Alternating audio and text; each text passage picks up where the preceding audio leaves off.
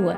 Welcome to another episode of Gems, the podcast where you get all the tools you need for your epic glow up. Relax, whip up a delicious treat, and let's talk. You guys have heard of the infamous working culture in Japan, right? Well, let me tell you, this thing is real. I've always heard about how intense Japan's working culture was, but I've never actually got to see it until I was working there. And thankfully, my job has never been intense to the point where I've broken down. However, working in the education field, I have seen many teachers break down on scene.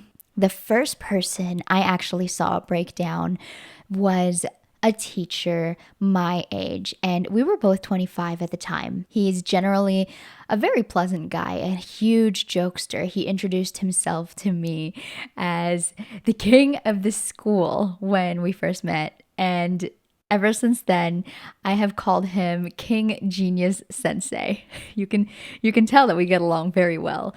But anyway, as the school year progressed, I kept on seeing the happy, cool, and fresh King Genius Sensei less in the teacher's office. One day, I hear that he's called in to take a whole week off. But the weird thing is, his superiors kept on calling him to come back to work earlier. And he actually did. 3 days earlier than when he was supposed to come back. So when he came back and I was in my free time, I went to his room to try and see if I could help him out.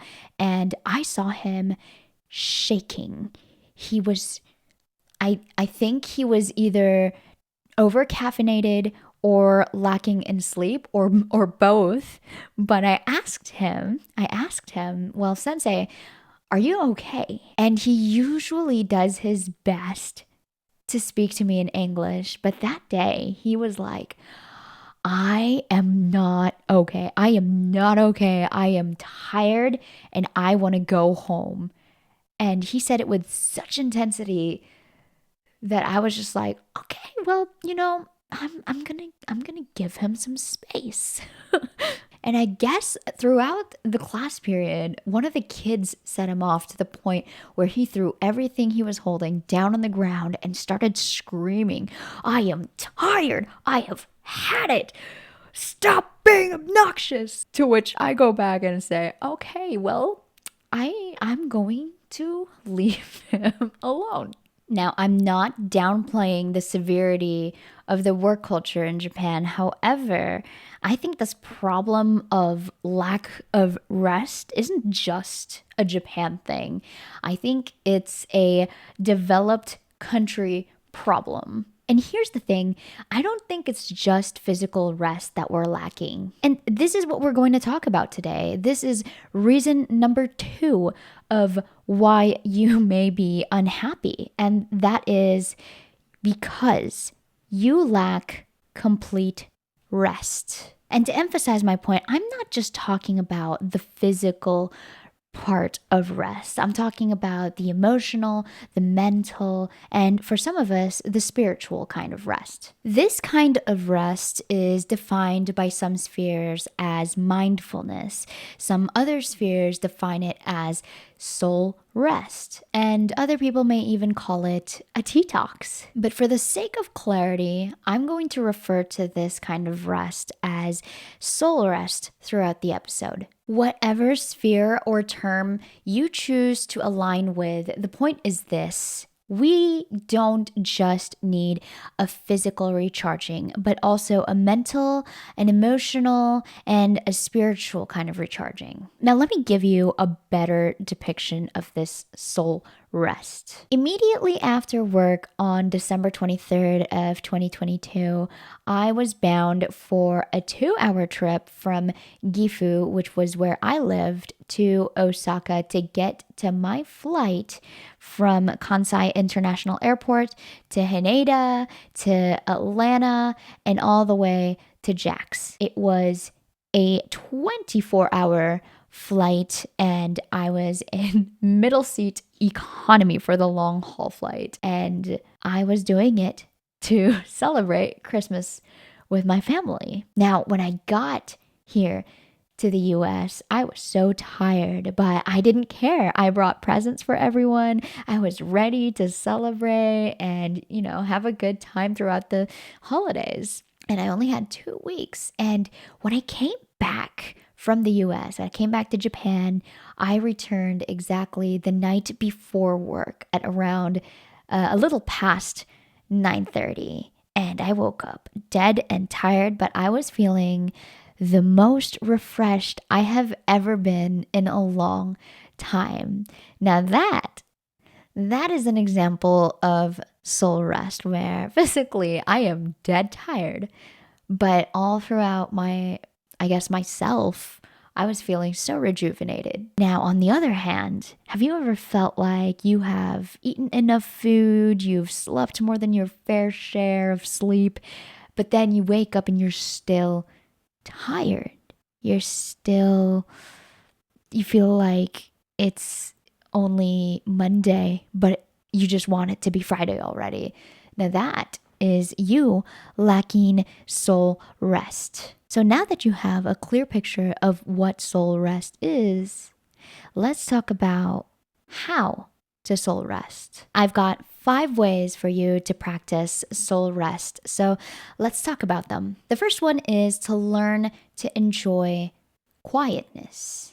Learning how to be in quietness or in silence decreases stress, gives you better sleep and well-being, improves your focus and your clarity, and also helps you regulate your emotions. Studies have shown that spending time in silence leads to lower levels of perceived stress and increases relaxation. This is because the studies show that being in silence decreases your cortisol levels, which is the hormone associated with stress. This is what the American Psychological Association says about quiet environments. Quiet environments, especially before bedtime, can improve sleep quality, which in turn positively impacts mental and physical health. Now, here's what a quiet environment does for your focus. Silence allows the brain to reset and enhances your focus,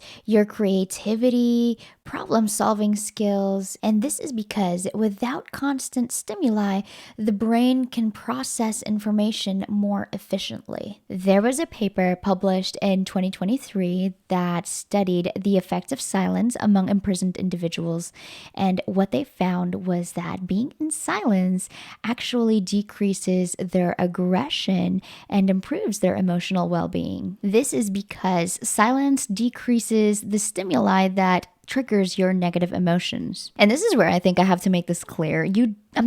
When we're talking about silence here, I'm not talking about like absolute nothing's going on silence. You can hear the birds chirping, you can hear nature doing its thing, just being a part of the environment. Okay, now let's move on to the second point, which is unplug from your smartphone and social media. If you watched the previous episode, you will know why I put this here. And that is because I have harped on more than enough about how social media has a strong link, how social media is the cause of are increasing depression and anxiety. Psychologist Melissa G. Hunt also said this in her paper published in the Journal of Clinical Psychology. Using less social media than you normally would leads to significant decreases in both depression and loneliness. These effects are particularly pronounced for folks who were more depressed when they came into the study. And here's another thing. It's not exactly the same, but it's very much related to social media, and that is the news.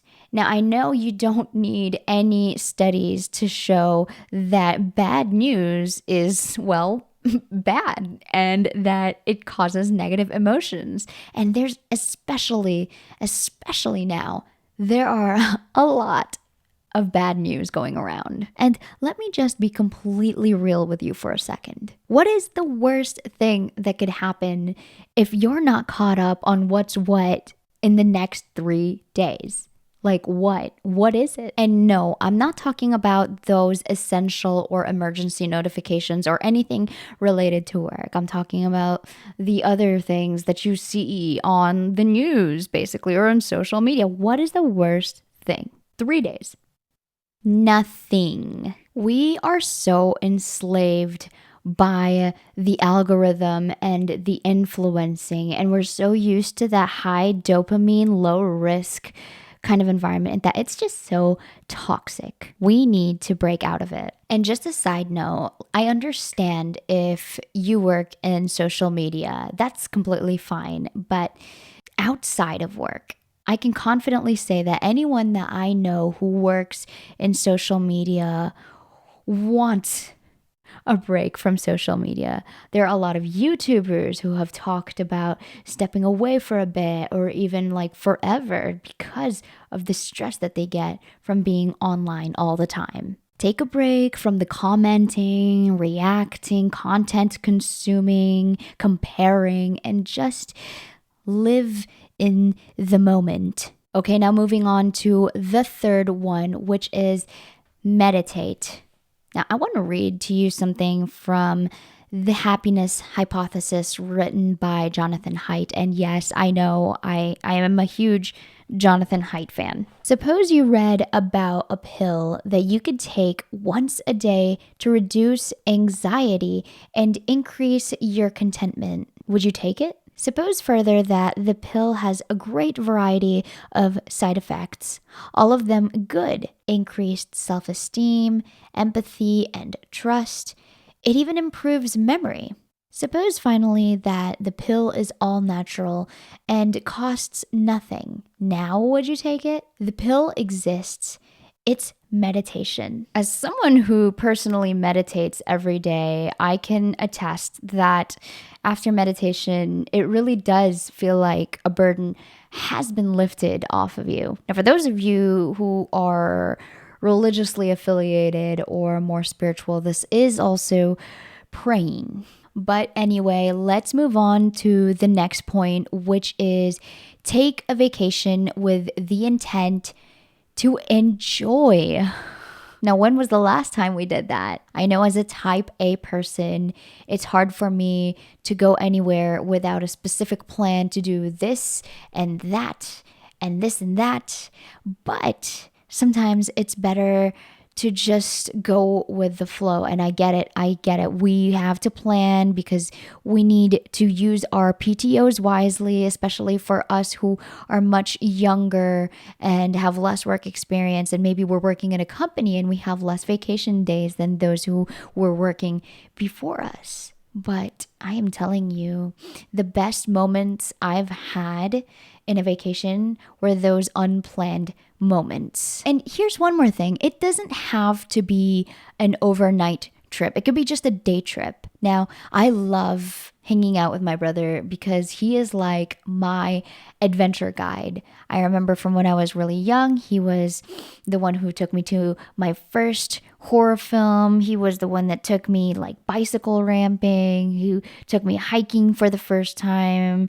He was responsible for a lot of my first time doing things that I've never even thought of doing. Even my first Starbucks, by the way. He was even there during my first fight. But anyway, I love being with him because I know that all I have to do is hop in his car and then I don't know what else. He's just going to take me somewhere. And then after that, I have a very good time. That is the kind of vacation that I recommend you to take. Okay, wrapping up. But the last one I have for you is to be aware of the parts that make you you. You need to know these parts so that you can troubleshoot which part of you needs rest. I believe this is very simple, but it's very important. Okay, now here are the 3 parts. We have the physical, of course, which is anything bodily related. Then there is the mind, which is the mental, anything that has to do with logic. And then we have your soul. And stick with me here. I believe this applies to both people who are not spiritual and spiritual, because this is your heart and your emotions. So your soul consists of your heart and your emotions. And that's it. Think of yourself as these three parts, and you have to be in tune with them to know how to fix them. We've talked about what complete rest is, what soul rest is, and 5 ways you could practice soul rest. And I believe that because unhappiness comes in many forms and sizes, we need to be educated, more educated about how to combat these things. I'm definitely not a professional, but as someone who has gone through years of depression and have fought against it, these are just some ways that I can share with you in hopes that you too would be able to overcome it. So now that we've gone through all of that, let's move on to your questions for the week. Are you lacking soul rest right now?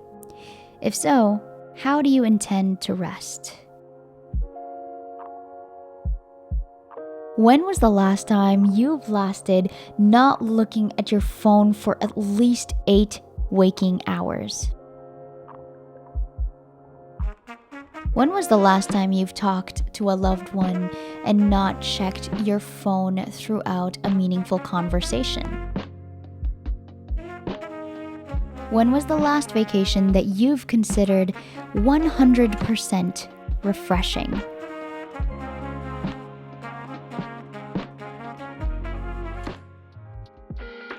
I hope you've enjoyed this episode of Gems. If you like this episode or this podcast in general, then don't forget to rate, comment, like, subscribe, whatever it is you need to do to support this podcast. And until the next episode, just keep being a better you. I will see you next time. Bye.